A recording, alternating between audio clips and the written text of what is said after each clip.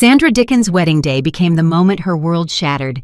30 minutes before the ceremony, the man she loved looked her in the eyes and said he couldn't marry her. Not because she'd betrayed him, but because she couldn't walk.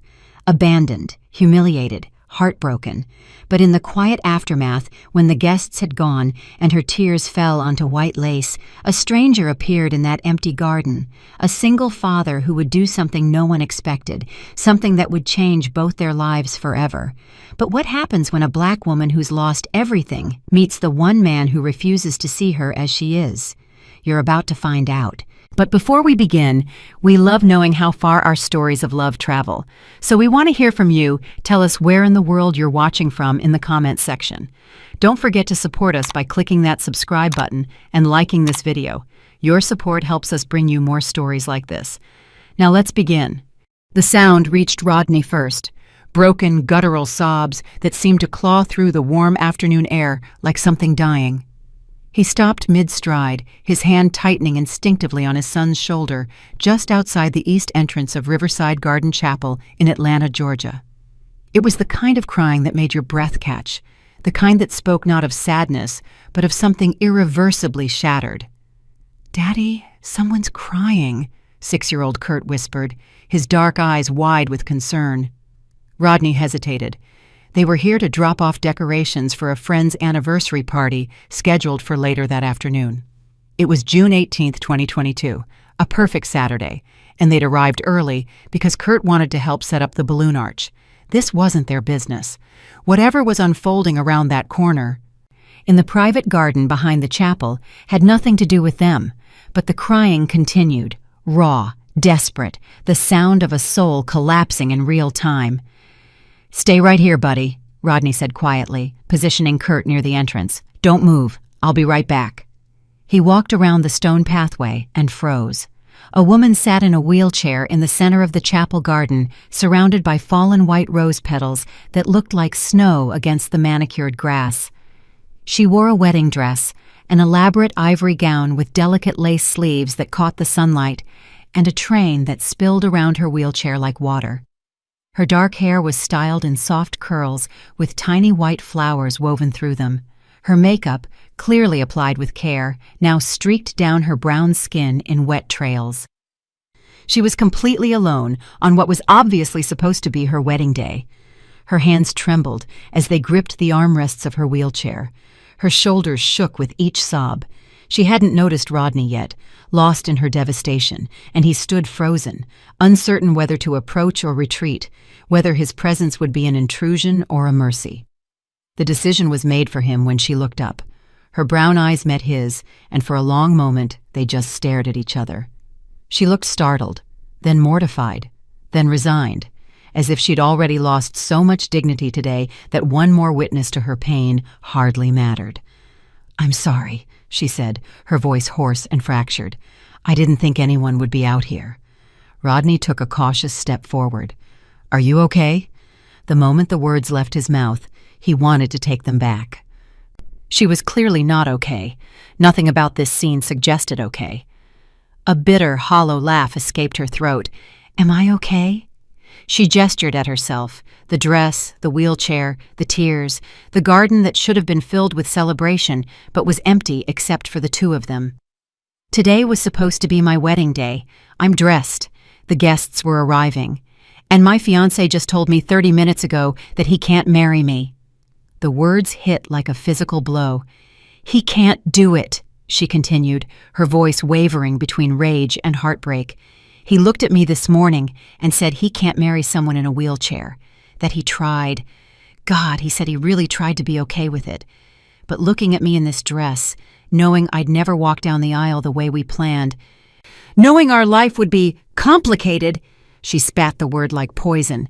"He couldn't do it, so he left, just walked out, left me here in front of everyone." The silence that followed was suffocating.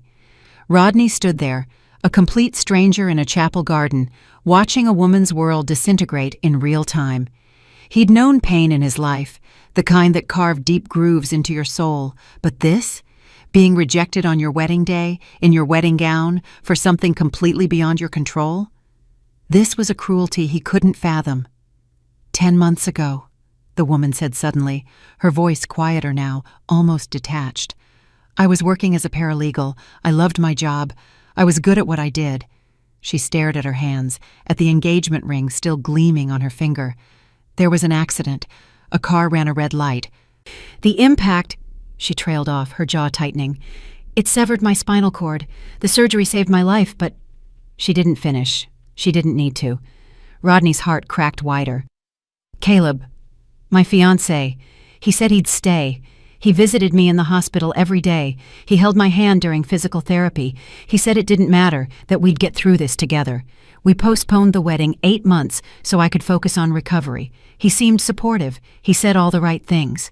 Her voice broke. And I believed him. I thought he meant it. But he didn't.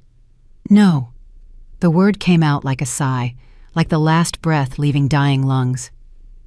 3 weeks ago, I started noticing changes. Small things. He'd pull his hand away when I reached for him. He'd flinch when he had to help me with transfers. When he looked at me, there was this doubt in his eyes. But I told myself I was imagining it. I wanted so badly to believe he loved me enough. She wiped at her face with the back of her hand, smearing mascara across her cheek. This morning, I was in the bridal suite with my sister, getting ready. I was nervous but excited. And then Caleb walked in. He wasn't supposed to see me before the ceremony. You know, bad luck. A bitter laugh. He said he needed to talk. And he told me he couldn't do it. That he'd been trying to convince himself for months that he could handle being married to someone disabled. But he couldn't. That he wanted a normal life with a normal wife. The last words came out strangled, and fresh tears spilled down her cheeks. He said he was sorry. As if sorry fixes anything. As if sorry undoes the fact that he lied to me for months. That he let me plan this whole wedding, let me believe in us, let me sit here today thinking I was about to marry the love of my life, when all along he was just trying to find the courage to abandon me. Rodney felt anger rising in his chest, not at this woman but at the man who'd done this to her. At the cowardice it took to wait until the wedding day itself to break someone's heart. At the cruelty of letting her hope right up until the last possible moment. But anger wouldn't help her now. I'm so sorry, Rodney said, and he meant it with every fiber of his being. The woman looked at him, really looked at him, as if trying to understand why this stranger was still standing here, listening to her pain. The worst part, she said, her voice cracking. Everyone will understand. They'll say Caleb was brave for trying. They'll say it's understandable that he couldn't handle being married to someone in a wheelchair. They'll pity me. Poor paralyzed Sandra, rejected at the altar. For the rest of my life, this will be my story, the bride who was left because she couldn't walk. Sandra. So that was her name. That won't be your story, Rodney heard himself say. She looked at him skeptically. How do you know? Because you get to decide what your story is, he said firmly. Not him, not the people inside that chapel, you. What happened today doesn't define you, it defines him. It shows who he is, and it's not pretty. But it doesn't say anything about your worth. Sandra's eyes filled with fresh tears, but something in her expression shifted slightly. That's easy to say when you're not the one sitting in the wheelchair, she said softly. You're right, Rodney acknowledged. I can't know what you're feeling right now, but I do know what it's like to be abandoned by someone who promised to stay. The words hung in the air between them. Sandra studied his face, and Rodney could see her mind working, trying to piece together what he meant. I'm a single father, Rodney said. My son, the little boy I told to wait by the door, his name is Kurt. He's 6 years old, and he has severe asthma and a speech delay.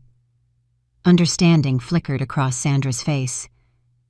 His mother left us when he was 2, Rodney continued, the old wounds still tender even after 4 years. She said she wasn't ready for the responsibility, said she couldn't handle the hospital visits, the specialist appointments, the constant worry about whether he'd have another attack. She wanted a different life, so she walked away, just like that, left both of us. I'm sorry, Sandra whispered. Rodney shook his head. I'm not telling you this for sympathy.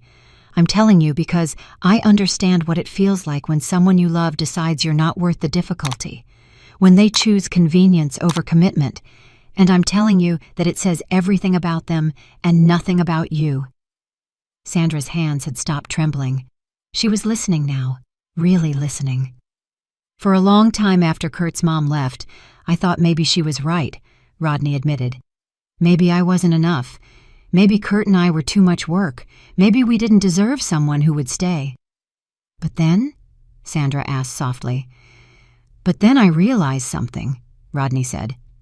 "Love, real love, isn't about finding someone when life is easy. It's about choosing to stay when life gets hard. It's about looking at someone's challenges and saying, 'I'm here, I'm not going anywhere.' Your fiancé failed that test, but that doesn't mean you're not worthy of someone who will pass it."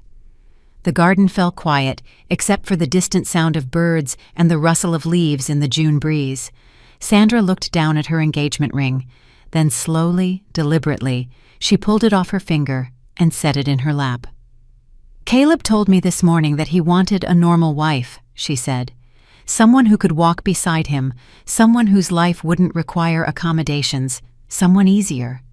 "Then he wanted the wrong things," Rodney said simply.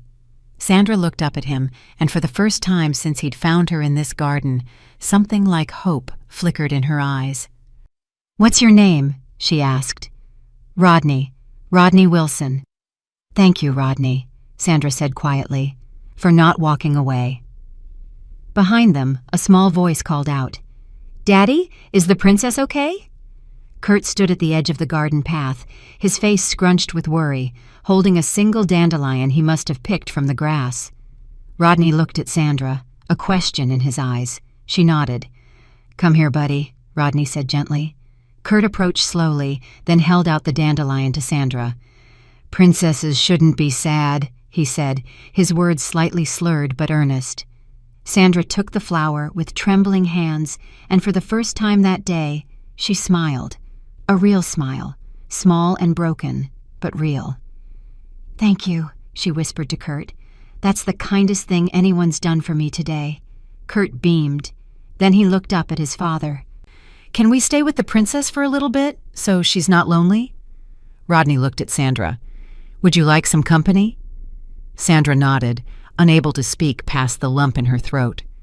And so they sat together in that garden, a broken bride, a single father, and a boy with a dandelion, while the afternoon sun filtered through the trees and the world outside continued turning. None of them knew it yet, but this moment, this simple act of staying when it would have been easier to walk away, would become the first page of a completely different story, one that Sandra had never imagined possible. Rodney lowered himself onto the grass beside Sandra's wheelchair, ignoring the way the damp earth would stain his jeans. Kurt settled cross-legged nearby, still clutching his dandelion like a treasure. Watching them both with the solemn attention only children possess when they sense something important is happening. For a long moment, no one spoke. The garden hummed with late afternoon sounds, bees moving lazily between flowers, distant traffic, the muffled echo of voices from inside the chapel. Normal sounds, as if the world hadn't just cracked open for the woman beside him. "Tell me what happened," Rodney said quietly, "if you want to." Sandra's hands tightened on the armrests of her wheelchair. When she spoke, her voice was steadier now, as if telling a stranger had somehow made it more bearable than telling the people who loved her. "Caleb came into the bridal suite this morning. My sister tried to stop him, said it was bad luck, that he couldn't see me before the ceremony. But he pushed past her anyway." She stared at the ring still resting in her lap, gold catching the sunlight. "He looked at me in this dress, and I saw it in his face before he even opened his mouth, the doubt, the regret, the fear." "What did he say?" Rodney asked. "He said he couldn't handle the reality." Sandra's voice cracked on the last word. "That's what he called it, the reality, as if I'm some burden he'd been trying to carry and finally had to put down." She slapped the side of her wheelchair suddenly, the sound sharp and violent in the quiet garden. "This is my reality, this chair, this body, this life. And he promised," her voice broke completely, He promised it wouldn't matter. Rodney didn't flinch at her anger. He simply sat with it, letting her rage exist without trying to soften it or fix it. "Then he was never the man you needed," Rodney said softly. Sandra turned to look at him, her eyes red-rimmed and searching.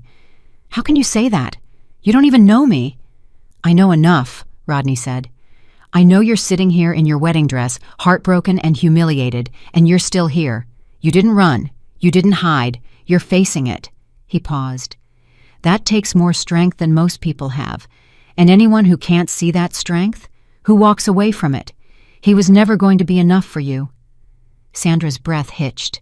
She looked away, but not before Rodney saw something shift in her expression, a crack in the wall of her devastation, letting in just the smallest sliver of light.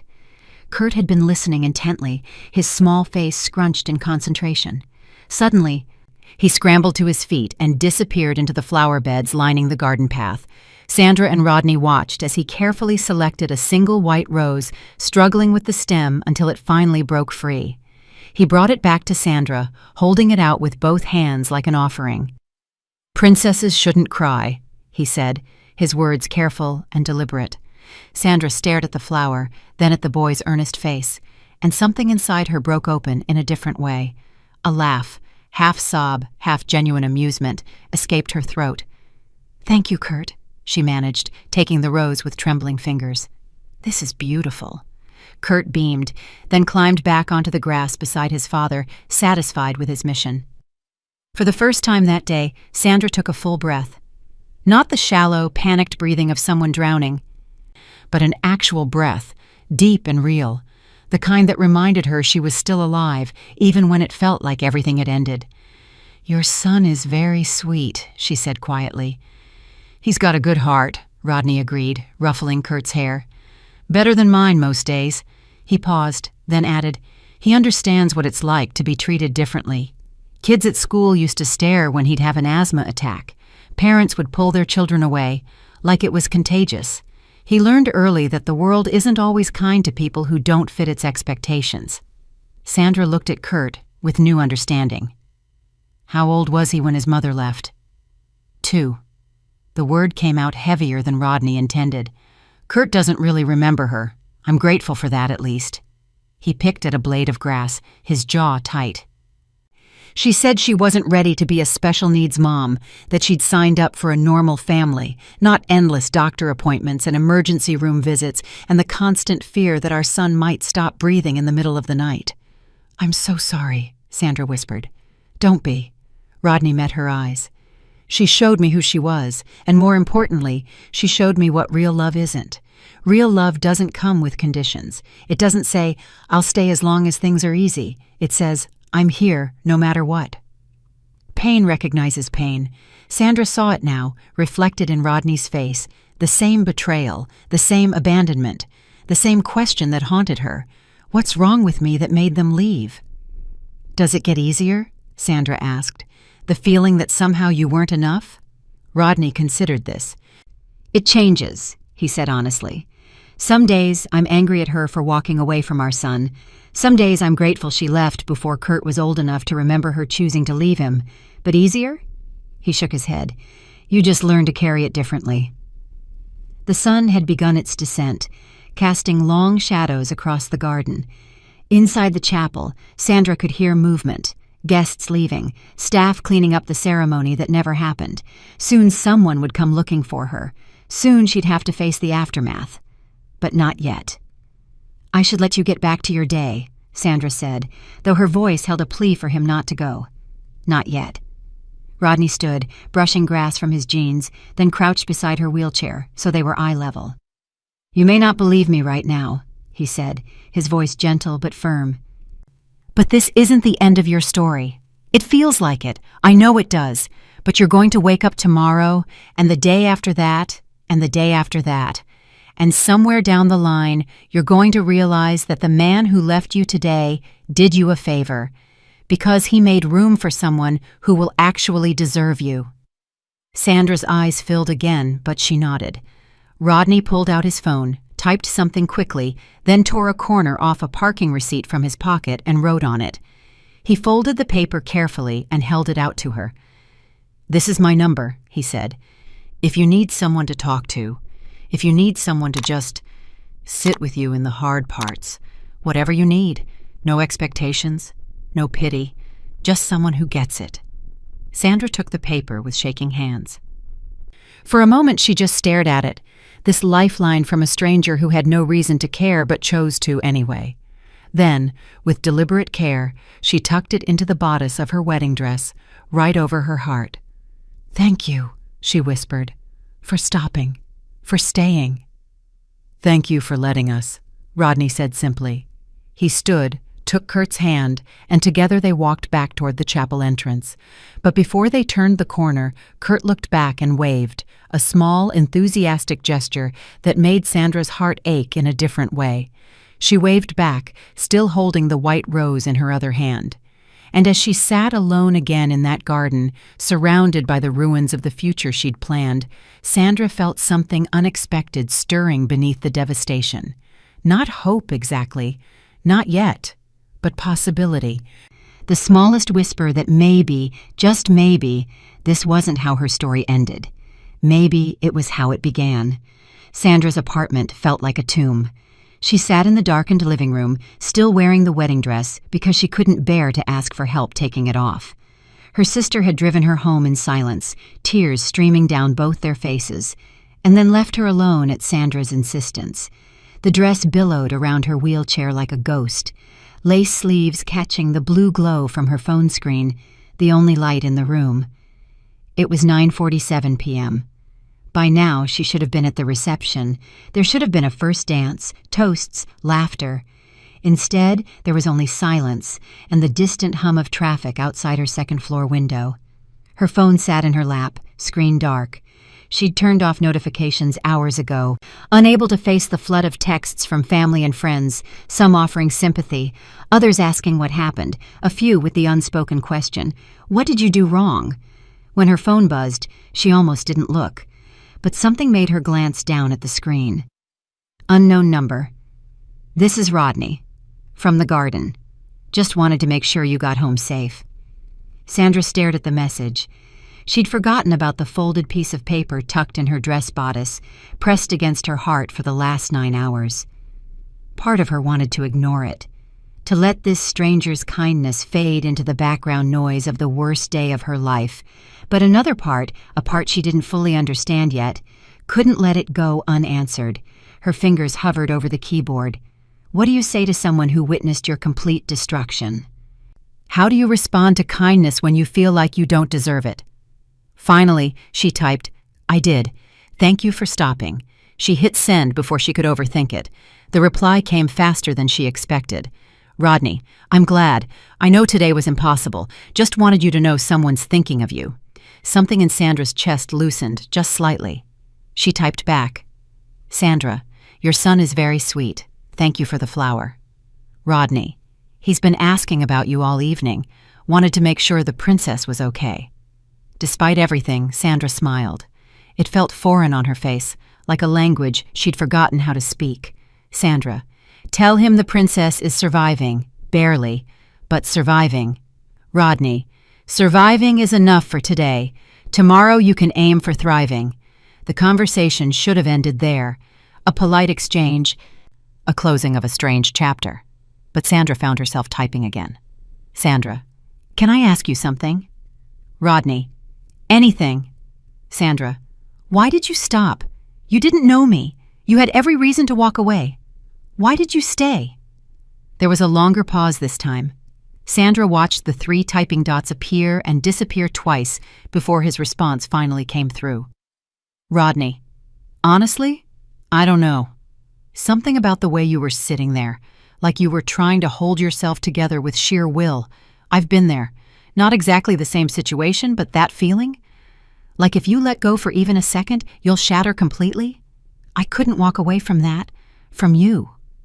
Sandra's eyes burned with fresh tears, but they felt different somehow, less like drowning, more like release. "Sandra, I feel like I'm drowning in my own life." "Rodney, I know that feeling too. After Kurt's mom left, I used to sit in his room after he fell asleep and just stare at the wall, wondering how I was going to do this alone, wondering if I was enough. Sandra, were you? Enough, I mean. Rodney, I'm still figuring that out. But Kurt's happy, he's healthy, he knows he's loved. So maybe enough isn't about being perfect. Maybe it's just about showing up, even when everything's falling apart. They texted until nearly midnight, about small things at first. Music, they both loved old Motown, childhood memories, favorite foods. But gradually, the conversation deepened. Sandra told him about her job at the law firm, how she'd loved the intellectual challenge of parsing through contracts and case law, how the accident had taken that from her too, because her boss had gently suggested she take all the time she needed to recover, which was corporate speak, for we don't want to deal with accessibility accommodations. Rodney told her about working construction, how he'd learned to bring Kurt to job sites when childcare fell through, how his crew had rallied around them both after his wife left, becoming the family neither of them had expected. Sandra, what keeps you going? On the really bad days? Rodney, Kurt, knowing that he's watching me, learning from me how to handle hard things. I can't teach him to give up, so I don't. Sandra, I don't know what I'm supposed to learn from today. Rodney, maybe that you're stronger than you think. Maybe that the right person wouldn't have left. Sandra, or maybe that I'm unlovable. Rodney, no, absolutely not. What happened today says everything about him and nothing about you. You are not the problem, Sandra. She read that message 3 times, trying to believe it. Sandra, I should let you get some sleep. You probably have work tomorrow. Rodney, I do, but this was more important. Text me anytime, okay? I mean it. Sandra, okay. Thank you, Rodney. Rodney, sleep if you can.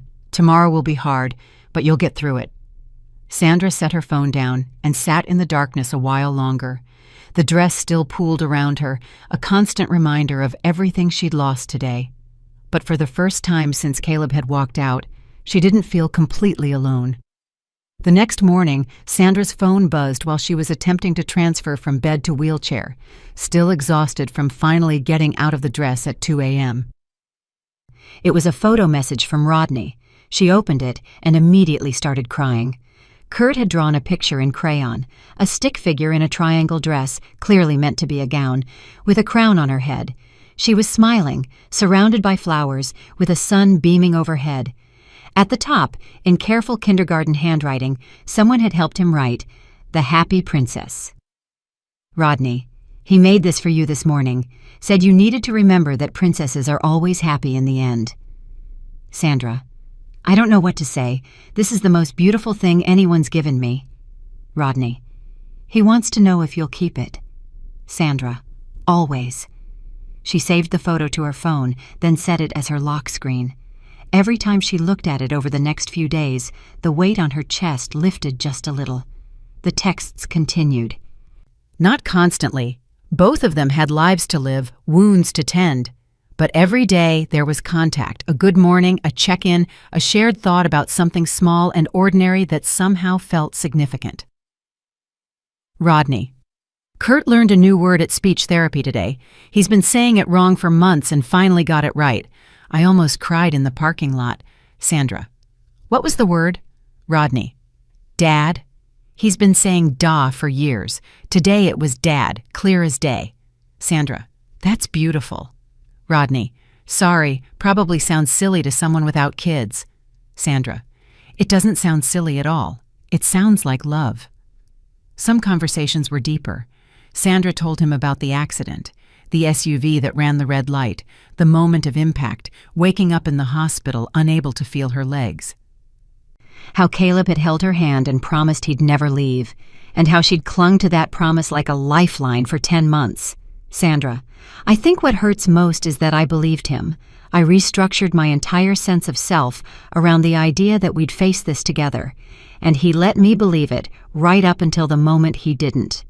Rodney, that's not your fault. You loved him. You trusted him. Those are good things, Sandra. He's the one who betrayed them. Sandra, I don't know how to trust anyone again. Rodney, You don't have to figure that out today, or tomorrow, or next week. You just have to keep breathing.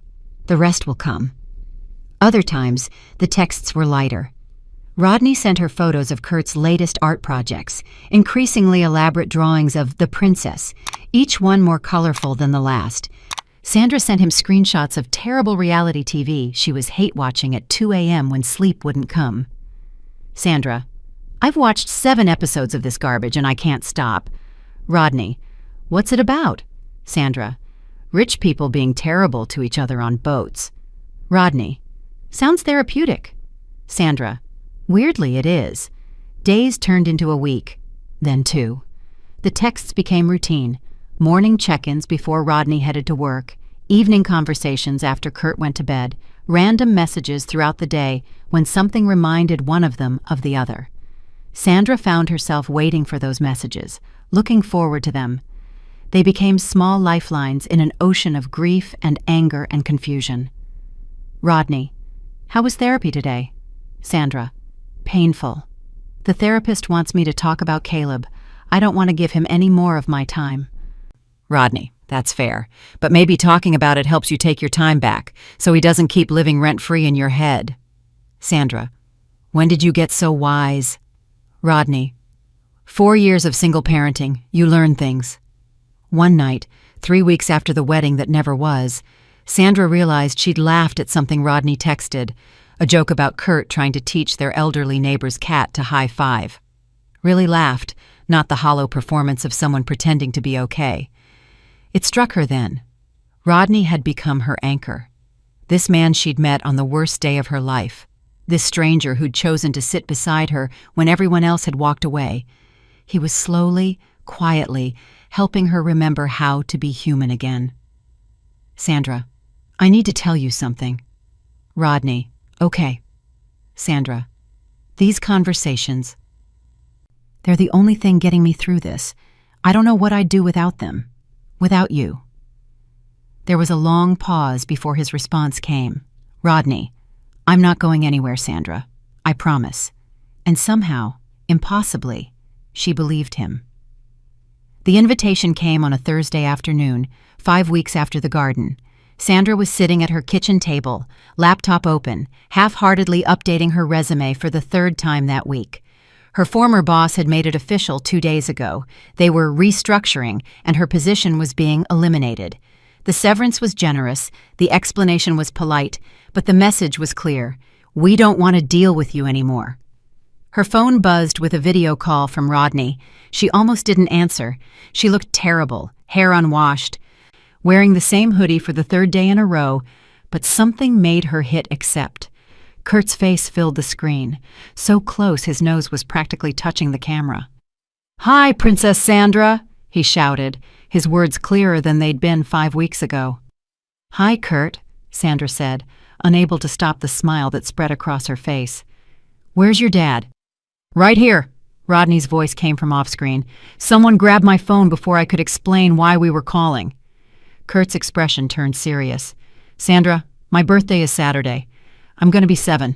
That's this many." He held up 7 fingers, concentrating hard to keep his pinky down. "Wow, 7. That's very grown up," Sandra said. "We're having a picnic at Piedmont Park," Kurt continued, the words tumbling out in a rush, "with cake and balloons and games. And I want you to come. Please, please, please, please." Sandra's smile faltered. A park, with other families, other children, other parents who would stare at the woman in the wheelchair, who would whisper, who would make sure their kids didn't ask awkward questions too loudly. "Oh, Kurt, that's so sweet, but I don't think—" "Please." Kurt's face crumpled with disappointment. "You're my friend. Friends come to birthdays." Rodney gently took the phone from his son. Sandra could see him moving to another room, could hear Kurt's protests fading into the background. "Sorry," Rodney said, his face now filling the screen. "He's been planning this for days. Asked me every morning this week if I'd invited you yet." "Rodney, I can't," Sandra said, anxiety rising in her chest. "A kid's party? With parents and families and— I can't. Everyone will stare. They'll have questions. Their kids will point and—" "I know," Rodney said gently. "I get it. No pressure, Sandra. Truly. But... He hesitated. Kurt talks about you constantly. Shows everyone your texts. Tells his speech therapist about his friend the princess. You matter to him. But if it's too much, I understand. Sandra closed her eyes. She'd been leaving her apartment only for therapy appointments and late-night grocery runs when the store was nearly empty. The thought of facing a crowd, of being seen, of enduring the inevitable stares and poorly disguised pity, it made her want to crawl back into bed and never emerge. But Kurt's face, lit up with excitement, kept appearing in her mind. "Can I think about it?" she asked quietly. "Of course. Party starts at 2 on Saturday. If you come, great. If not, no hard feelings, I promise." After they hung up, Sandra sat staring at her blank resume. She'd been hiding. She knew that. Using her apartment as a fortress against a world that suddenly felt hostile and unwelcoming. But Kurt didn't see her that way. To him, she was just his friend. The princess who texted his dad. Someone who belonged at his birthday party because that's what friends did. They showed up. That evening, another video call. This time, just Kurt, clearly holding the phone himself in his bedroom. "Sandra?" His face was very serious.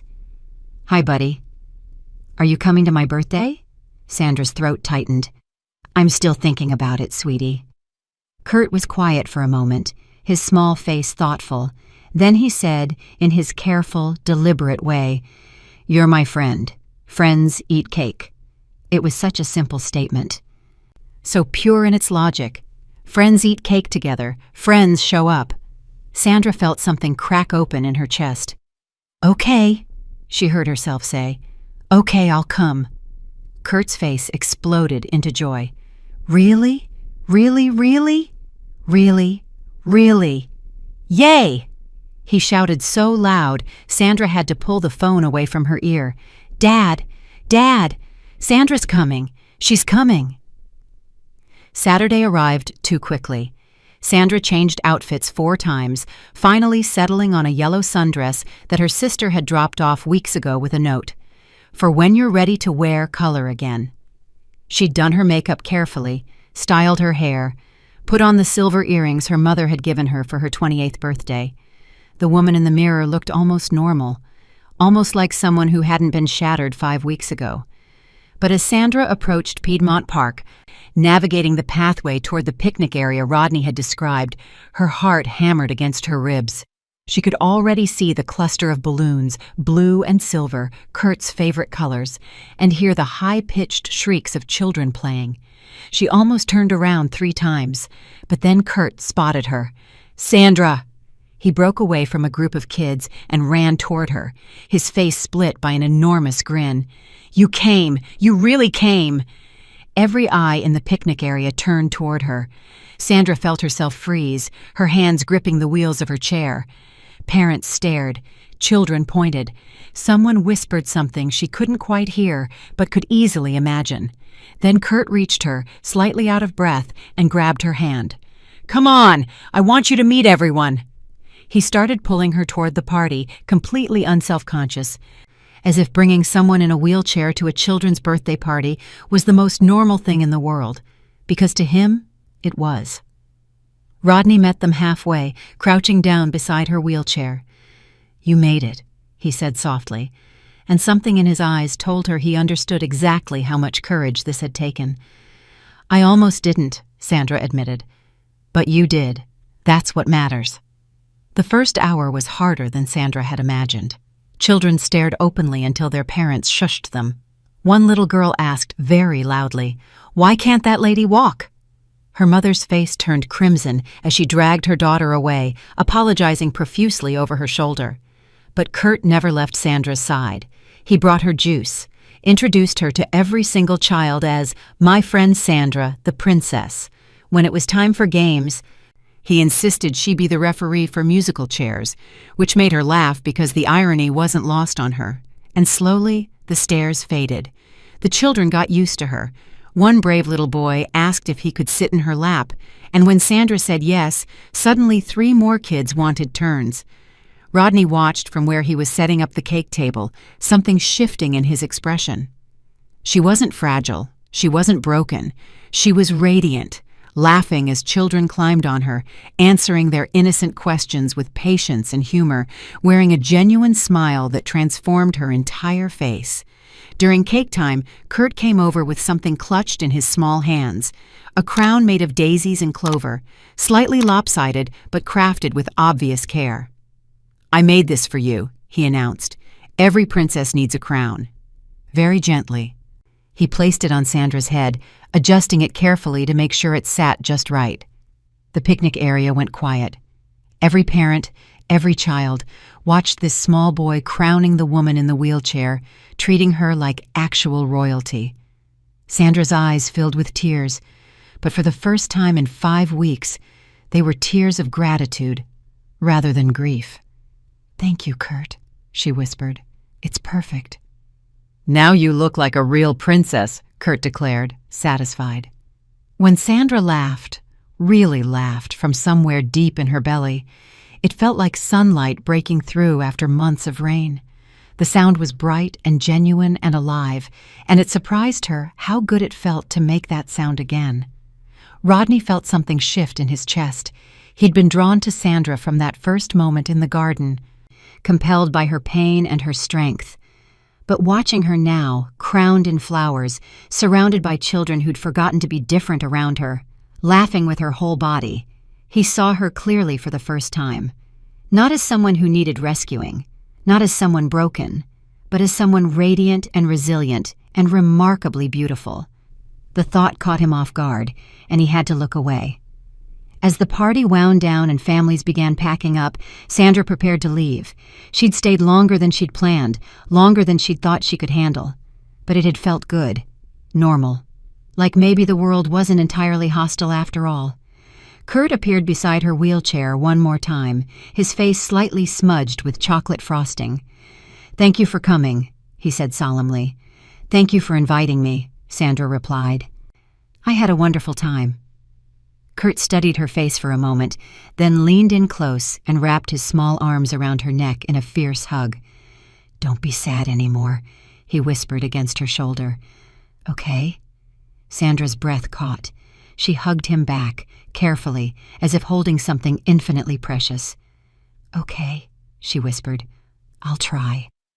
And for the first time since Caleb had walked out of that bridal suite, Sandra actually believed she might succeed. As she wheeled away from the picnic area, the flower crown still on her head, she glanced back. Rodney stood watching her, Kurt on his shoulders, both of them waving. She waved back, a smile tugging at her lips. The sun was setting, painting the Atlanta sky in shades of amber and rose. Sandra paused on the path, tilted her face up toward the warmth, and let herself feel something she'd thought was lost forever. Hope. Not the desperate, clinging hope of someone drowning, but the quiet, steady hope of someone who just realized they might actually survive this after all. She touched the flower crown on her head, Kurt's careful handiwork already wilting slightly in the heat, and smiled. Maybe princesses didn't need to be rescued. Maybe they just needed someone to remind them they'd been royalty all along. 3 months had changed everything and nothing. Sandra had found her rhythm again, physical therapy 3 times a week where she was actually making progress, volunteer work at the Atlanta Community Shelter twice a week, helping with intake paperwork, and weekly video calls with a career counselor about pivoting her legal skills into consulting work she could do from home. Her apartment no longer felt like a tomb. She'd repainted the living room a warm terracotta, hung new curtains, bought plants she actually remembered to water. She was learning to live again. Her friendship with Rodney had deepened into something comfortable and necessary. They texted daily, met for coffee every Sunday morning at a cafe near the park, had dinner together once a week. Sometimes just the two of them, sometimes with Kurt, who still insisted on calling her Princess Sandra, despite her repeated protests that she was just Sandra now.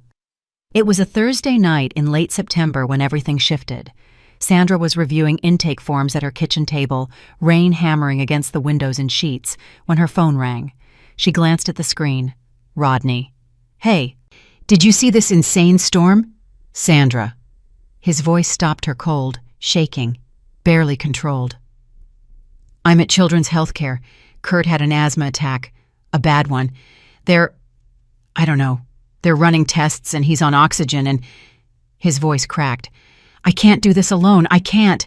I'm coming, Sandra said, already closing her laptop. Which location? Scottish Rite. But Sandra, the storm? I'm coming, she repeated firmly. I'll be there in 20 minutes. She hung up before he could argue. The drive across Atlanta in the storm was terrifying. Rain pounded so hard her wipers could barely keep up, and the hand controls on her modified van required complete focus as she navigated flooded streets and anxious traffic. But she didn't hesitate, didn't question. Rodney needed her. Kurt needed her. That was enough.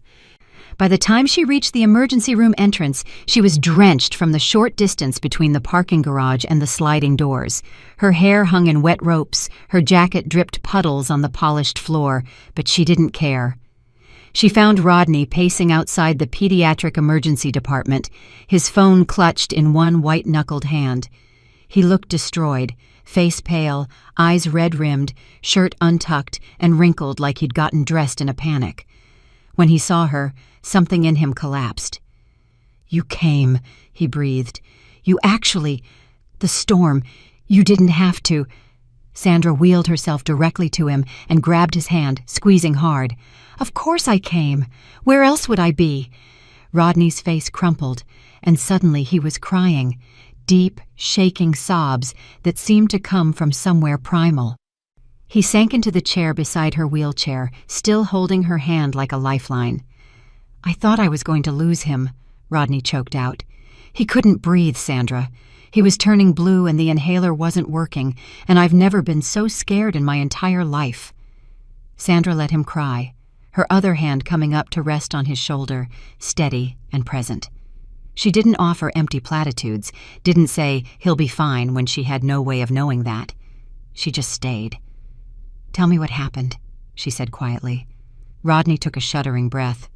We were home, just watching a movie, and suddenly he started wheezing, really bad, worse than usual. I gave him his rescue inhaler, but it didn't help. His lips started turning gray and he was gasping and... He covered his face with his free hand. I've never felt so helpless. I called 911 and they got there fast, but those minutes waiting... God, Sandra, I thought... But you got him here, Sandra said firmly. You did everything right. You saved him. What if I hadn't? What if I'd waited too long or done the wrong thing, or you didn't? Sandra's grip on his hand tightened. You're here. He's here. He's getting help. A nurse appeared in the doorway. Mr. Wilson? Kurt's stable now. The doctor wants to keep him overnight for observation, but he's breathing much better. You can see him. Rodney stood so fast he almost stumbled. Then he turned back to Sandra, torn. Go, she said. I'll be right here. Come with me, Rodney said suddenly. Please, he'll want to see you. They found Kurt in a small room, propped up on pillows with an oxygen cannula under his nose and an IV in his small arm. He looked exhausted and scared, but when he saw his father, his face crumpled with relief. Daddy, he whispered, his voice hoarse. Rodney was at his bedside in seconds, carefully wrapping his arms around his son. I'm here, buddy. I'm right here. You scared me. Scared me too, Kurt admitted. Then his eyes found Sandra. Princess Sandra came? Of course I came, Sandra said, wheeling herself closer. I heard my favorite knight was having a rough night. Kurt managed a tiny smile. I couldn't breathe good. I know, but you're doing better now. The doctors are taking good care of you. Will you stay? Kurt asked, looking between his father and Sandra. As long as they'll let us, Rodney promised. The nurse set up a cot for Rodney and brought Sandra a blanket. Visiting hours are technically over, she said with a knowing smile, but I didn't see anything. They settled in for the night, Rodney on the cot beside Kurt's bed, Sandra in her wheelchair pulled close to the other side. Kurt fell asleep quickly, exhausted from the ordeal, his small chest rising and falling in steady rhythm now. The storm outside continued its assault on the windows. You drove across Atlanta in this, Rodney said quietly, staring at the rain. You could have been hurt. The roads are flooding. So could you. Sandra pointed out. "You drove with Kurt not breathing." "That's different. He's my son." "And you're my—" Sandra stopped, the word friend suddenly feeling insufficient. "You called me, and I came. That's what we do."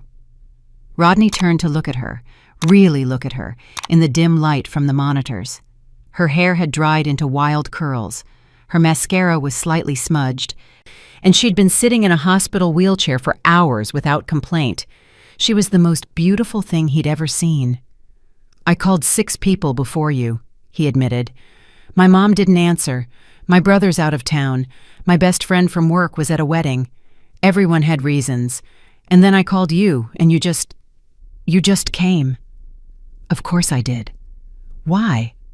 The question came out raw. "Why would you drop everything and drive through a storm for us?" Sandra met his eyes. "Because when I was sitting in that garden 5 months ago, feeling like my life was over, you didn't walk away. You stayed. You sat with me. You let me not be okay. And then you kept showing up, day after day, text after text. You and Kurt reminded me that I still mattered, that I was still worth someone's time." Her voice softened. "So when you needed me, there was nowhere else I'd rather be." Something shifted in the air between them, a recognition of what had been growing quietly for months.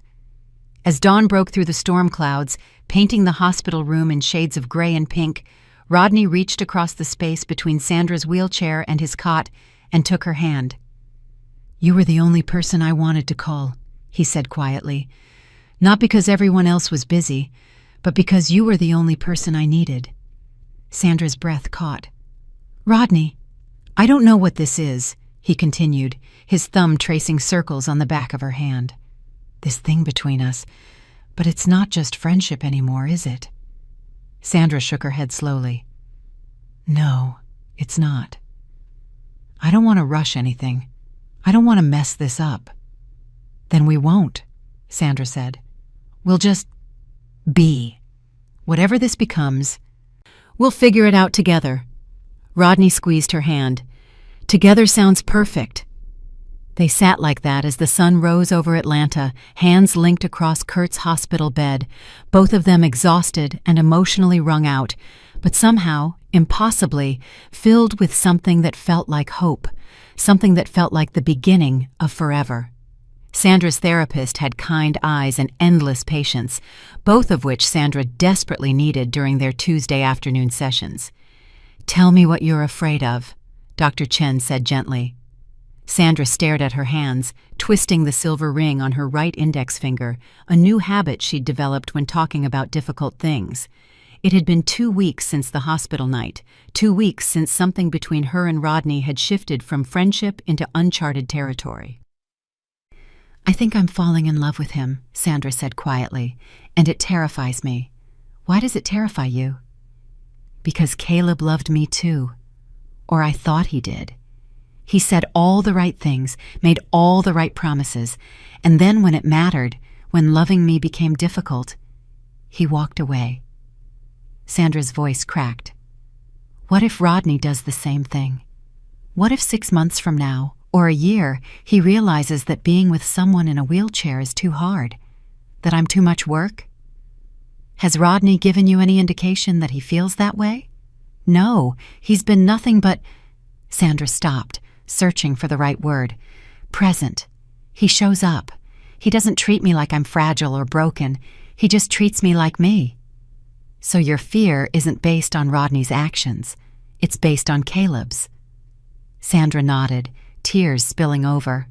"I can't go through that again, Dr. Chen. I barely survived it the first time. If I let myself love Rodney, if I let myself believe in us, and then he leaves, I don't think I'd recover. So maybe it's safer to just stay friends. Maybe that's enough." Dr. Chen leaned forward slightly. "Sandra, I'm going to ask you something difficult. Is protecting yourself from potential pain worth losing the chance at real love?" The question haunted Sandra for days. Rodney sat in his truck outside Kurt's school, 30 minutes early for pickup, phone in hand, staring at Sandra's contact information. He'd typed and deleted the same message 17 times. "I need to tell you something. Too vague. I think I'm falling for you. Too direct. Can we talk? Too ominous. The truth was, Rodney was terrified. Not of Sandra. Never of Sandra. But of his own timing. She was still healing, still rebuilding herself after being shattered. And here he was, wanting to tell her he'd fallen in love with her somewhere between late-night texts and hospital vigils, and watching her place flower crowns on his son's head. Was it selfish to ask her to love him back while she was still learning to love herself again? Was he taking advantage of her vulnerability, of the bond they'd formed in the aftermath of her trauma? His best friend Marcus had been no help when Rodney called him that morning. "Man, you've been in love with her since the garden," Marcus had said. "Everyone can see it except apparently you two." "But what if I'm pushing too hard? What if she needs more time?" "Then she'll tell you. But Rodney, you can't protect her from feelings. That's not how this works." Rodney dropped his phone in his lap and rubbed his face. He'd spent 4 years being just a father, putting all his energy into raising Kurt, convinced he'd never meet someone who would accept both of them, all their complications and challenges and medical emergencies. And then Sandra had appeared, abandoned in a garden, and somehow she'd become the person he couldn't imagine his life without, the person Kurt asked about every morning, the person Rodney thought about when he woke up and before he fell asleep, the person who made him believe that maybe, just maybe, he deserved a second chance at love, but only if she wanted him back. The school fair was organized chaos, children running between booths, parents clutching coffee like lifelines, volunteers scrambling to keep craft supplies stocked. Sandra had volunteered to help with the face painting booth, then gotten reassigned to the canvas painting station when they realized the face painting table wasn't wheelchair accessible. She didn't mind. She sat behind a long table covered in newspaper, helping children ages 4 to 10 create abstract masterpieces with tempera paint. Kurt had been her assistant for the past hour, very seriously explaining to each child where the paintbrushes were and which colors mixed together to make purple. "This is the best job," Kurt declared, paint smudged across his nose. "We're making art, Sandra." "We definitely are," Sandra agreed, laughing as a little girl proudly displayed a painting that was 90% glitter glue. Rodney stood near the bake sale booth, ostensibly helping to restock cookies, but mostly watching Sandra. She wore a denim jacket over a coral dress, her hair pulled back in a loose bun, paint already staining her fingers. She was laughing at something Kurt said, her whole face lit up with genuine joy. This was the woman who, 7 months ago, had been crying in a wedding dress, convinced her life was over. Now she was surrounded by children, covered in paint, radiating warmth and strength and life. She wasn't the broken woman from the garden anymore. She'd never really been broken, just bent under the weight of someone else's cruelty. And watching her now, confident, engaged, beautiful, Rodney realized with absolute certainty that he was completely, irrevocably in love with her. Not because she needed him, but because he needed her, because she made him believe in second chances, because she loved his son with the fierceness of someone who understood that love wasn't about biology, but about showing up. "You've got it bad, man," Marcus said, appearing at his elbow with a knowing grin. "Shut up," Rodney muttered. "Just tell her. What's the worst that could happen?" "She could say no. She could say it's too soon. She could say yes," Marcus interrupted. "Stop borrowing problems from the future and just be honest with her." That night, after Kurt was asleep and the house was quiet, Rodney sat on his back porch with his phone. He'd tried typing, deleted everything, tried again, deleted it all. Finally, he opened the voice message feature and just talked. "Sandra, it's me. I've been trying to figure out how to say this for weeks now. And I keep chickening out because I'm terrified of messing up what we have. But Marcus told me today to stop being a coward. And he's right." Rodney took a breath. "I don't want to fix you. I need you to know that. I never wanted to fix you. You were never broken, no matter what that asshole in the garden made you feel. I just wanted to sit beside you, to be present, to show you that someone could stay." His voice grew steadier, more certain. "But somewhere along the way, sitting beside you became the best part of my day. Texting you became the thing I looked forward to. Watching you with Kurt, seeing you laugh, witnessing you rebuild yourself into someone even stronger, I fell in love with you, Sandra, with all of you. The wheelchair, the strength, the vulnerability, the humor, the way you paint with children, and the way you show up in storms when the people you love need you. He paused. I'm not asking you to love me back. I'm not asking you to be ready before you are. I just needed you to know that I'm here. And I'm not going anywhere. Wheelchair and all. Complicated history and all. I want to stand beside you or sit or whatever, for as long as you'll let me. His voice softened. Take all the time you need. I'll be here. He hit send before he could overthink it.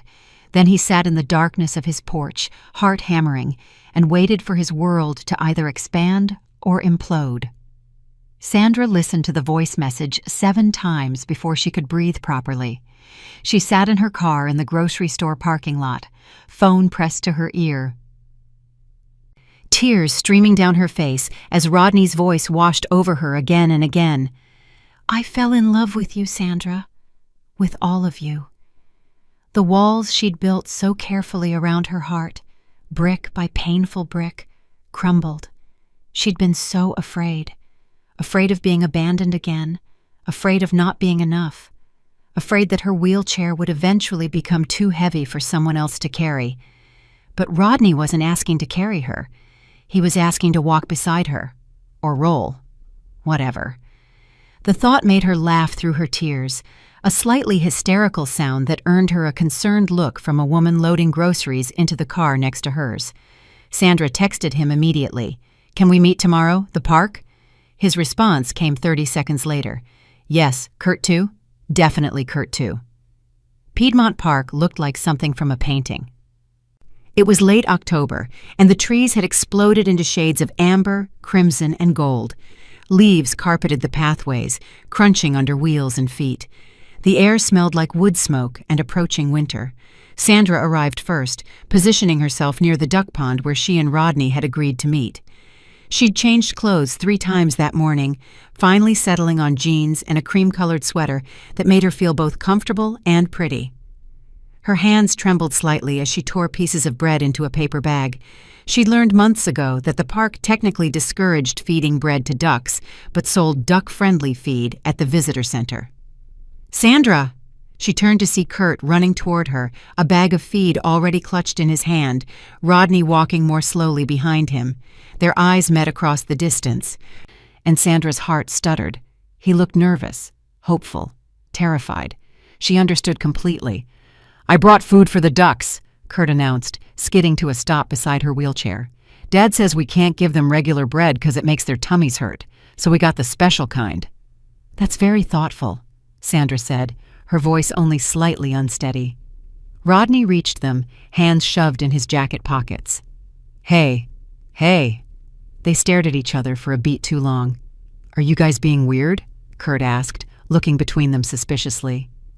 Maybe a little, Sandra admitted. Grown-ups are strange, Kurt declared, then headed toward the water's edge where several ducks had gathered expectantly. Sandra wheeled herself to follow him, hyper-aware of Rodney walking beside her. They settled on the grassy bank, Kurt standing at the water's edge, Sandra beside him, Rodney lowering himself to sit on the ground next to her wheelchair. For several minutes, they just watched Kurt throw feed to the ducks, laughing when they squabbled over the bigger pieces. The normality of it, the 3 of them together on a perfect autumn afternoon, felt both familiar and charged with everything unspoken between them. Finally, Rodney spoke quietly, his eyes on the water. Did you get my message? I did. Sandra's voice was barely above a whisper. I listened to it 7 times. 7? He glanced up at her, something uncertain in his expression. Was that good or bad? I'm here, aren't I? Rodney nodded slowly, then took a breath. Sandra, I need to tell you something I should have said months ago. He turned to face her fully. I didn't stay in that garden out of kindness. I stayed because something in me knew, even then, even in that first moment, that you were going to change my life. Sandra's eyes filled immediately. I told myself for months that we were just friends, Rodney continued, that I was just being supportive, that the way my whole day got better when you texted was normal friendship. But it wasn't. It isn't. He reached up slowly, giving her time to pull away, and took her hand. You changed everything. You made me believe that I could be more than just Kurt's dad, that I deserved someone who would stay, who would show up, who would love us both exactly as we are. Rodney, Sandra's voice broke. I love you, he said simply. I'm in love with you, and I needed to say it out loud, here, in the daylight, where you can see my face and know I mean every word. A tear slipped down Sandra's cheek, then another. I was terrified to love again, she whispered. After Caleb, I convinced myself I couldn't risk it, that no one would want me like this, and even if they said they did, eventually they'd leave. She squeezed his hand. But you stayed, when you didn't have to. When it would have been easier to walk away, you just stayed. I'm not going anywhere, Rodney said. I know. Sandra smiled through her tears. That's what terrified me most, that you meant it, that this was real, that I'd have to let my walls down and trust someone again. And now? Sandra took a shaky breath. Now I'm choosing to trust, to believe that maybe I deserve someone who doesn't see my wheelchair as a burden, who sees me. Her voice strengthened. I love you, Rodney Wilson. I think I have for months. I was just too scared to admit it. Rodney stood slowly, his eyes never leaving hers. He stepped closer to her wheelchair, then carefully, giving her every chance to stop him, he cupped her face in his hands. Can I kiss you? He whispered. Please, Sandra breathed. The kiss was tender and hesitant and absolutely right. His lips were soft against hers, tasting like coffee and promise. Sandra's hands came up to rest on his chest, feeling his heartbeat thundering beneath her palms. 7 months of tension and longing and unspoken feelings poured into that single, perfect moment.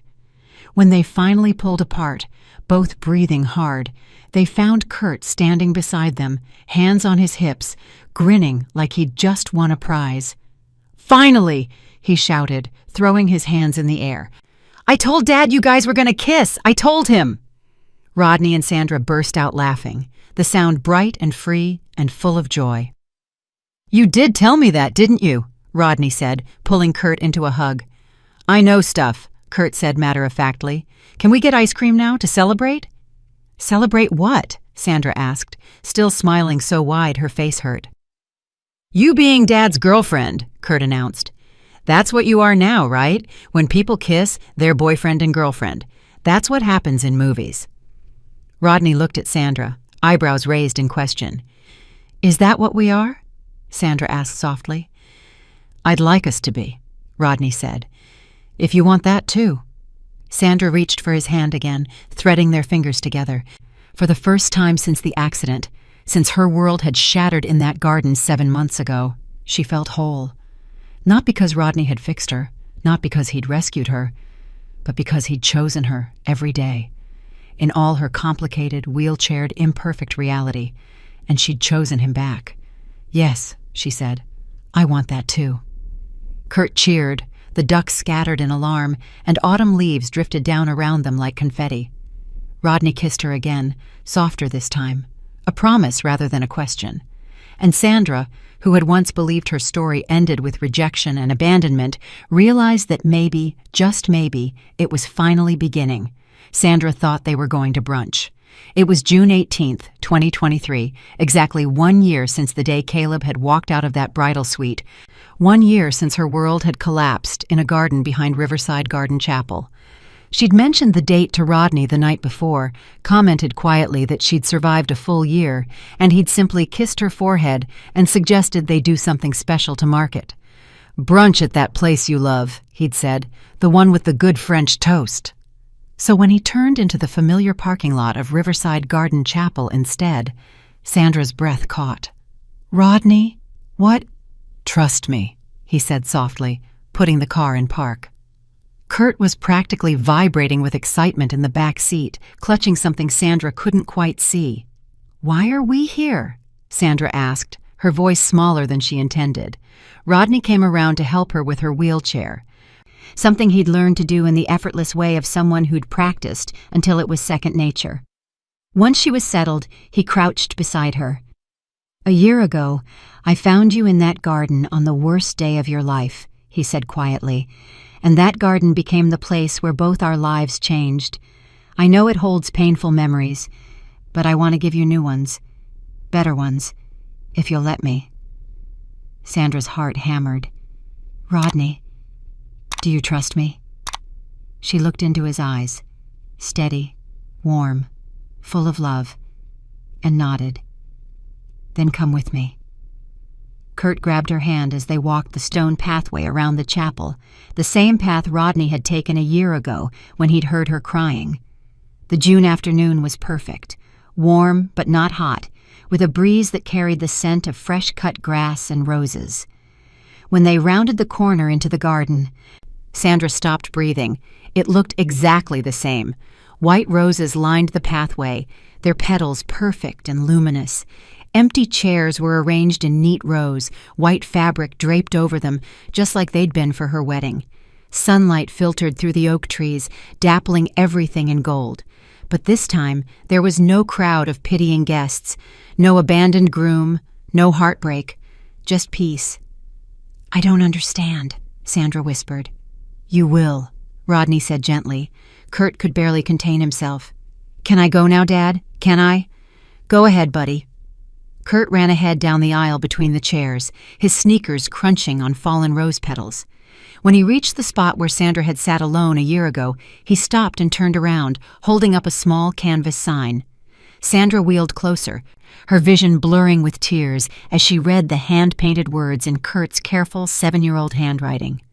"Will you be our forever?" Her hands flew to her mouth.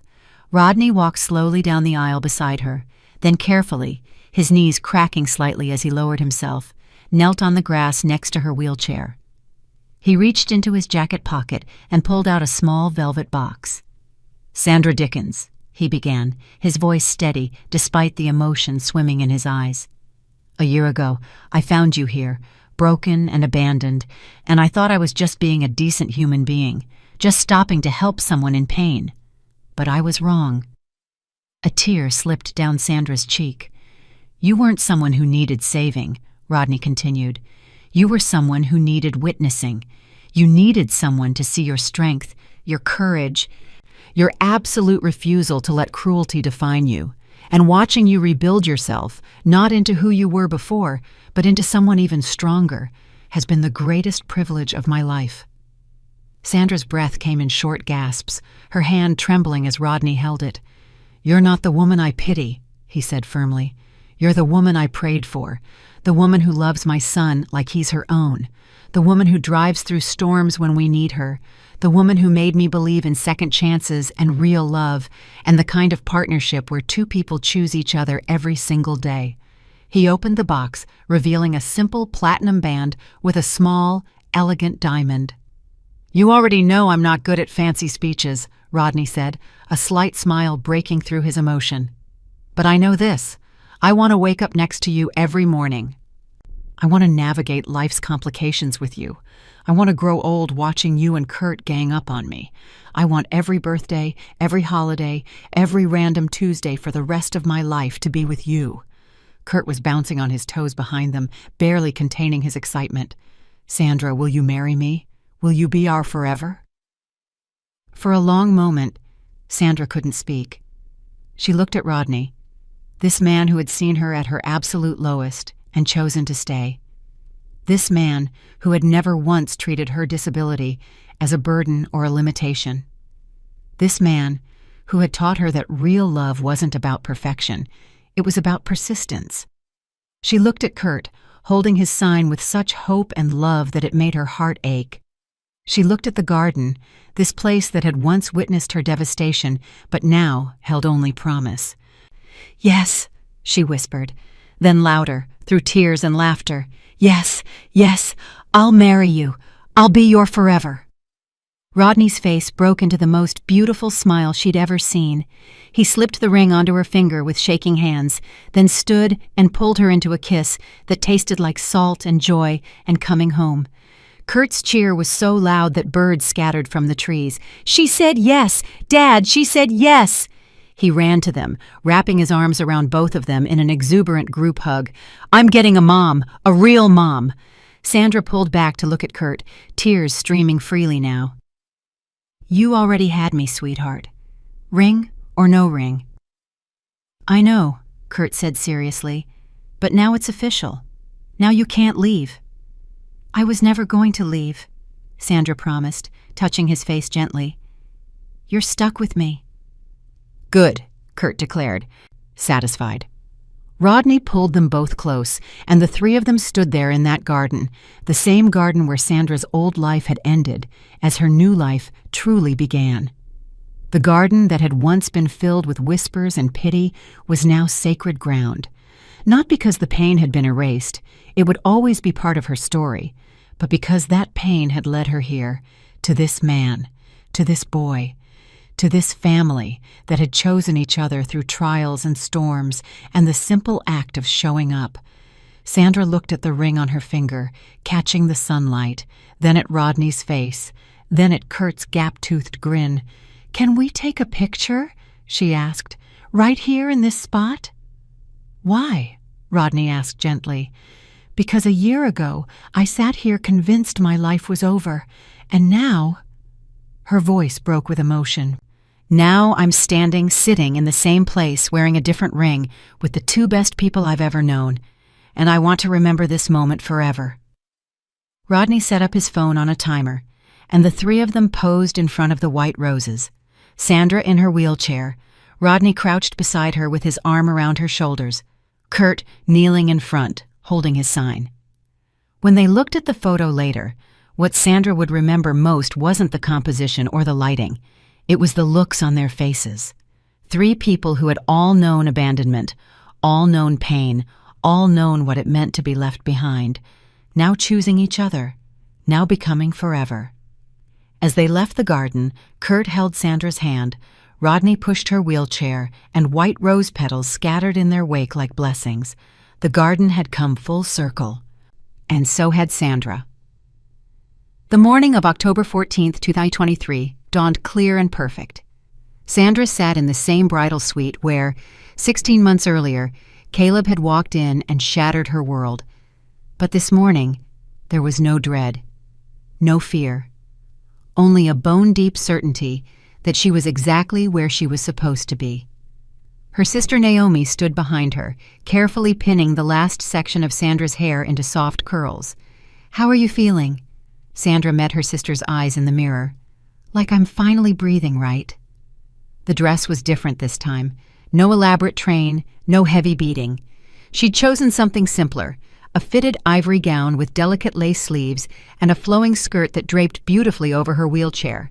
She wore her mother's pearl earrings and the flower crown Kurt had made her the night before, constructed from white daisies and baby's breath with all the serious concentration of a 7-year-old on a mission. "He's not going to know what hit him when he sees you," Naomi said, her voice thick with emotion. "Good," Sandra said, smiling at her reflection. The woman looking back at her was someone she'd come to know and love over the past 16 months, stronger, softer, more whole than she'd ever been before the accident. Not despite everything she'd been through, but because of it. A knock at the door made them both turn. "Is the bride ready?" her father called through the door. "Because there's a very impatient 7-year-old out here who says he can't start his very important job until he sees you first." Sandra laughed. "Send him in."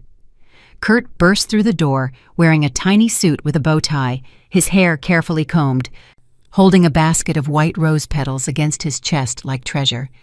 He stopped dead when he saw Sandra, his mouth falling open. "Whoa," he breathed. "You look like a real princess, like from the movies." "Thank you, sweetheart."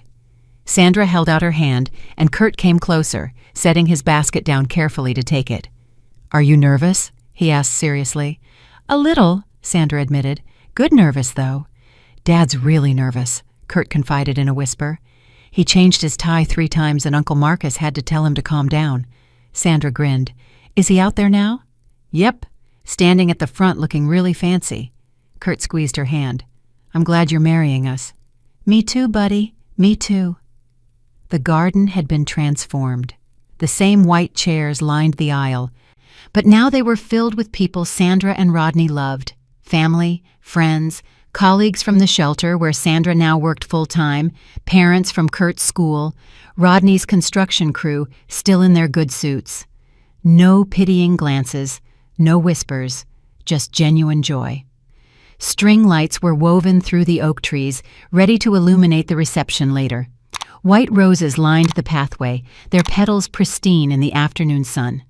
A simple wooden arch stood at the end of the aisle, wrapped in greenery and flowers, and beneath it stood Rodney.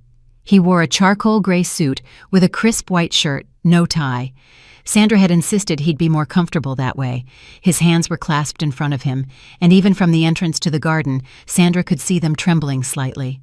Marcus, serving as best man, stood beside him with Kurt, who clutched his basket of petals like his life depended on it. The music started, not the traditional wedding march, but the Motown song that had been playing during their first official date. Stevie Wonder's "You Are the Sunshine of My Life." Kurt's face lit up. He looked back at Sandra, got her nod of encouragement, and started down the aisle. "Mom's coming!" he shouted, unable to contain his excitement. "My mom's coming!"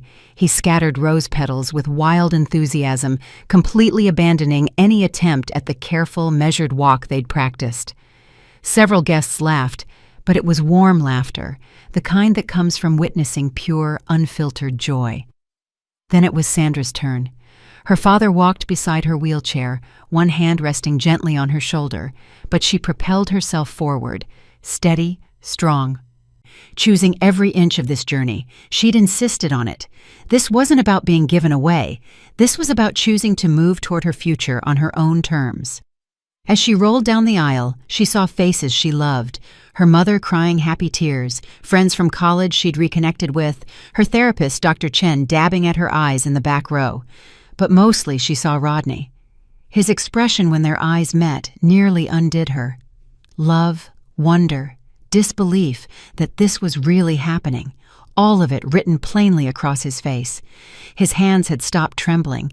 He stood steady now, certain, as if her presence had anchored him.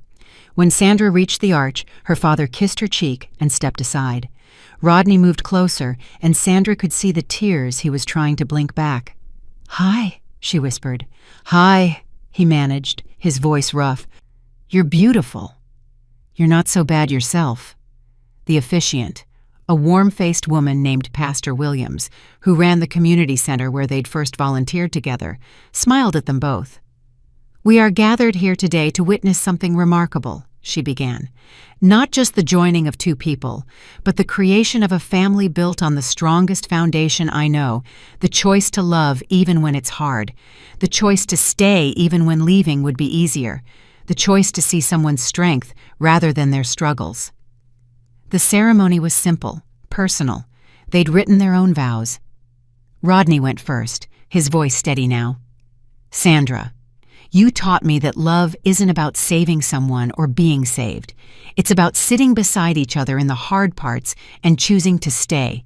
You made me believe in second chances. You made Kurt believe that family is about who chooses to love you, not just who you're born to. I promise to choose you every single day for the rest of our lives." Sandra's turn. She looked directly into Rodney's eyes, her voice clear and strong.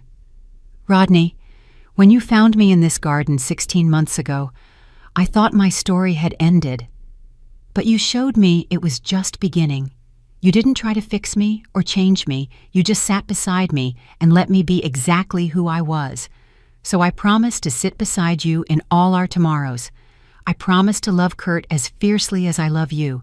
And I promise to never forget that the best love stories aren't about perfection. They're about persistence." She paused, then added softly, "Thank you for sitting beside me when everyone else walked away." Rodney's tears fell freely now. So did Sandra's. "By the power vested in me," Pastor Williams said, her own voice emotional, "I now pronounce you husband and wife. Rodney, you may kiss your bride." Rodney leaned down, cupping Sandra's face in his hands, and kissed her with everything he had, tenderness and passion and promise all wrapped into one perfect moment. Kurt's cheer could probably be heard 3 blocks away. The guests erupted in applause as Rodney and Sandra pulled apart, both laughing through their tears. Kurt launched himself at them, and they gathered him into their arms, the 3 of them holding each other as rose petals danced in the October breeze. The photographer captured it perfectly, the moment a family became official. Not perfect, not conventional, but absolutely, completely right. As they made their way back down the aisle together, Rodney beside Sandra's wheelchair, Kurt running ahead, throwing the last of his petals and shouting, "That's my mom and dad!" Sandra felt something she'd never expected to feel in this garden again. Complete and total peace. The garden that had witnessed her breaking now witnessed her becoming. And as the sun filtered through the oak trees, casting everything in gold, Sandra realized that sometimes the worst thing that ever happens to you is just the universe making room for what you actually deserve. Not the love that walks away when things get hard, but the love that kneels beside you, looks you in the eye and says, "I'm not going anywhere. I choose you. Forever." The reception had wound down to its final, perfect hour. Most of the guests had left, taking with them cake boxes and well wishes. The DJ had packed up. The caterers were breaking down tables. But a small group remained under the string lights in the garden. Sandra's parents sharing a quiet conversation with Rodney's mother, Marcus attempting to teach Naomi some ridiculous dance move, a few close friends lingering over the last of the wine. Sandra sat slightly apart from them all, Rodney's suit jacket draped over her shoulders against the October chill. Kurt had fallen asleep in her lap an hour ago, exhausted from his duties as ring-bearer, pedal thrower, and enthusiastic dance floor occupant. His bow tie hung loose around his neck, one shoe somehow lost to the night's festivities. She looked down at her wheelchair, the same chair she'd been sitting in when Caleb had walked away, the same chair she'd once seen as a prison. A life sentence, the thing that had cost her everything. "You didn't take my life," Sandra whispered, running her hand along the armrest. "You showed me who truly belongs in it." Rodney appeared beside her, 2 glasses of champagne in his hands. He set them on a nearby table and wrapped his arm around her shoulders, careful not to disturb Kurt. "What are you thinking about?" he asked softly. Sandra leaned into him, breathing in the familiar scent of his cologne mixed with cake and happiness. "How 16 months ago, I sat in this exact spot convinced I'd lost everything. And now," her voice caught, "now I have everything I never knew I needed." Rodney pressed a kiss to her temple. "We're the lucky ones, Kurt and me." "No," Sandra said, looking up at him. "We all are." They sat like that for a long moment, Rodney standing behind her wheelchair, his arms around her, Kurt sleeping peacefully in her lap, surrounded by the golden glow of string lights and the soft murmur of loved ones nearby.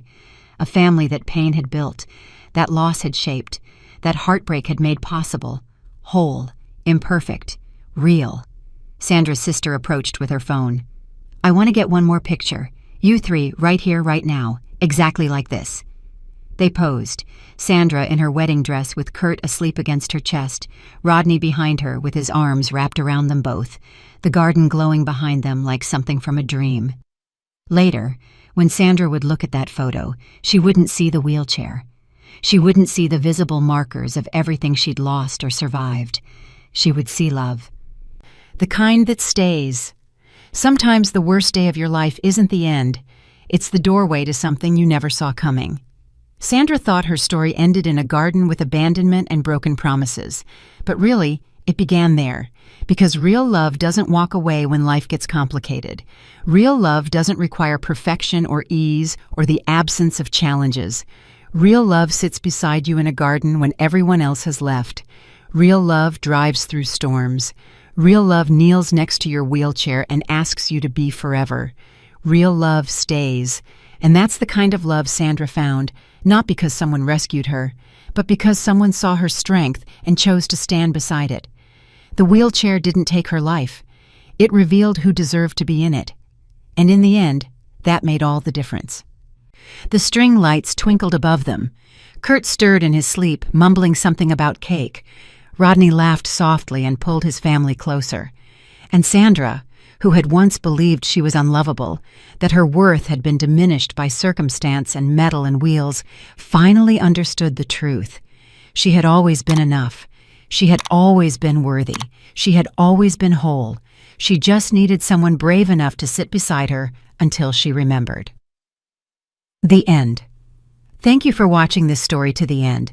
If you enjoyed this story, you will surely love the next one. It's as crazier and more intriguing as you can ever imagine, so do check it out. Click on the image showing on your screen right now to watch the next one.